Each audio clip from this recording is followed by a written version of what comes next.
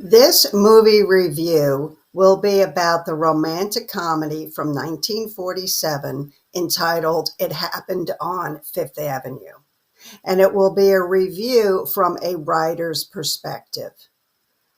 So let's focus on who wrote the movie.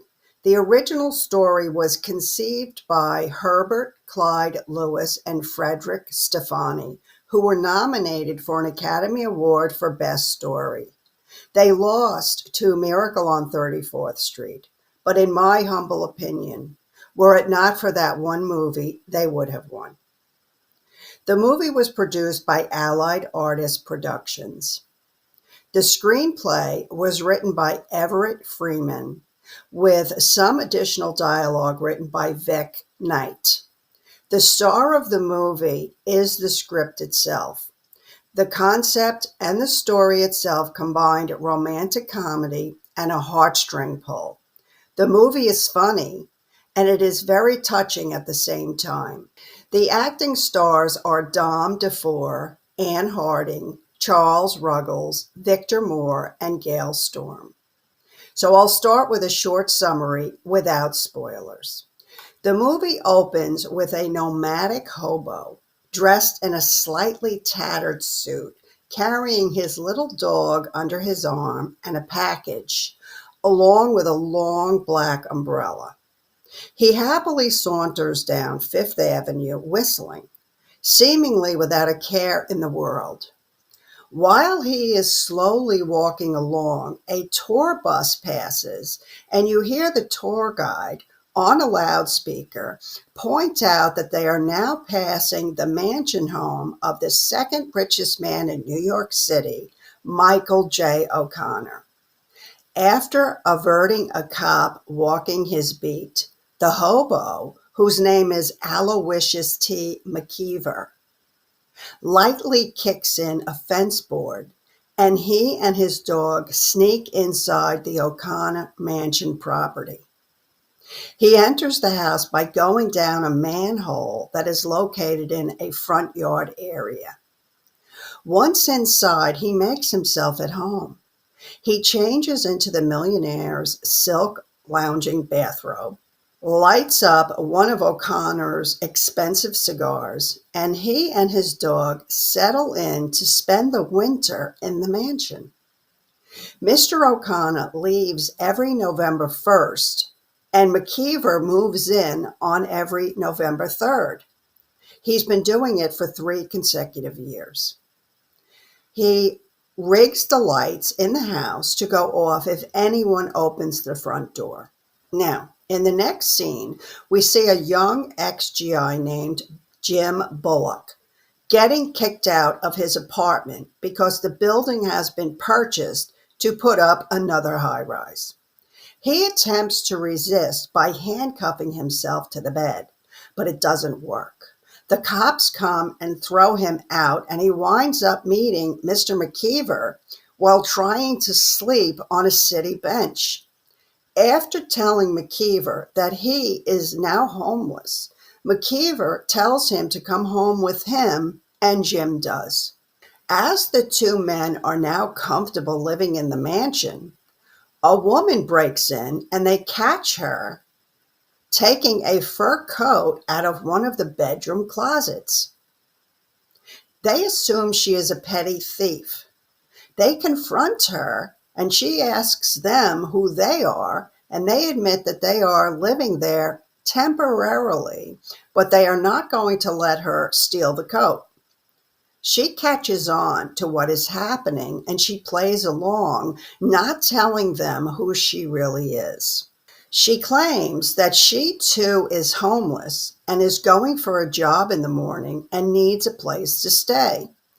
They tell her she can stay until tomorrow, but only to see if she gets the job.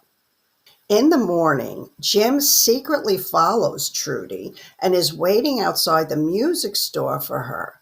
She plays the piano and sings for the owner, and she gets the job. When she exits the music store, she is touched by Jim's interest in her and how happy he is for her when she tells him she got the job. They walk back to the mansion together, and you can see that they are both taking a shine to each other.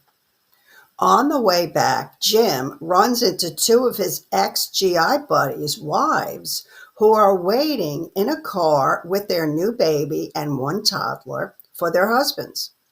The husbands are upstairs lying their way into getting an apartment, claiming they don't have any kids. Well, Jim goes running up, and after handshaking and backslapping, Jim blurts out about how wonderful the wife and kids look. The GIs are busted for lying about having kids, and the landlord suddenly refuses to rent to them. Jim feels guilty, and he talks McKeever, who is reluctant at first to allow his friends and families to stay there until they get another apartment. Hearing that they too are homeless, McKeever softens and lets them join them. Two other guests arrive and move in, but I won't tell you who they are because it would ruin the movie for you. However, the comedy gets twice as funny when the next guest arrives. So now let's talk about who to watch. The first one to watch is Victor Moore, who plays McKeever, the vagabond. Almost from the moment you see him strolling down the street, you will fall in love with him. He made this happen by the character he created. Much of it was done without dialogue. Watch his posture and how he takes on airs when he dresses in O'Connor's clothing. The next one to watch is Charlie Ruggles, who plays Michael J. O'Connor. He won't enter the story until about halfway through, but when he shows up, the comedy doubles, and the comedic setups for him interacting with Trudy and McKeever are all so funny. When you first meet him, he starts off with that little edge of arrogance seen in many wealthy people. But as the events play out, it brings him back to his humanity. A combination of a good script and his acting abilities make this happen. So what can a writer learn from this movie? This movie is a classic romantic comedy. It's a good example of how much farce you can get away with when writing a romantic comedy. The movie viewer has to suspend their belief in logic for a while, but the characters make it easy to do. For example, why would a manhole be in a mansion front yard? And how can McKeever get the lights to go off with one or two wires that he rigs in the wire box, which happens to be located right by the front door? None of it matters, as the viewer is already lost in the comedy of the setup and what is going on. A writer can also learn about story structure. The initial scenes use action and very little dialogue between McKeever and his dog for the setup. The premise of the story alone is funny, but the writer is also pulling the heartstrings of the viewers at the same time. You fall in love with McKeever almost right from the first scene, and this is done by this dialogue, the concept of the story, and Victor Moore's acting. Now, there's one bad acting warning. The early scene of Jim fighting with his landlord about not leaving is a little over the top, in my humble opinion. Jim's character in this scene is a bit like Ed Norton from The Honeymooners, a little too goofy, and maybe his acting was a bit hammy.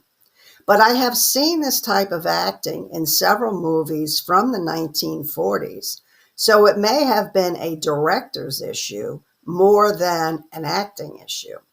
But after this one goofy scene of Jim hamming it up a little too much by modern standards, Jim's character becomes more realistic and he slips into his role of Trudy's romantic interest.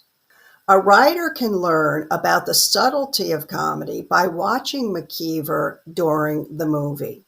After he puts on O'Connor's silk lounging jacket and lights one of his expensive cigars, he assumes the role of the owner of the house. No one mentions the change in character, but it's so funny to watch. This movie is a treasure trove of ideas of how to write comedy. Most of the comedy is about setting up the jokes, placing the one-liners, setting up the calamities, and this movie is a good one to watch and analyze because it's actually funny. It has aged well. The premise and the gags all still work. The humor is contained within the roles everyone is playing and also the everyday actions that go wrong just at the right time. There is a moral tale that laces through the movie, and it's one of gratefulness and helping those less fortunate. But it's not preachy at all.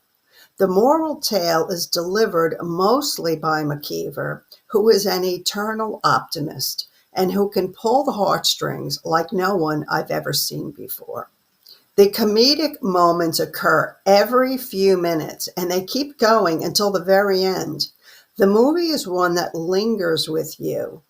This is a classic movie that I will watch every holiday season for sure. Just as an aside, although this movie takes place around Christmas, because there's a Christmas tree, I wouldn't necessarily call it a Christmas movie. So this is a movie that you could watch at any time, especially if you need to restore your faith in humanity. This is the movie to do that. Now, if you like the movie review, please give me a thumbs up and subscribe to my channel.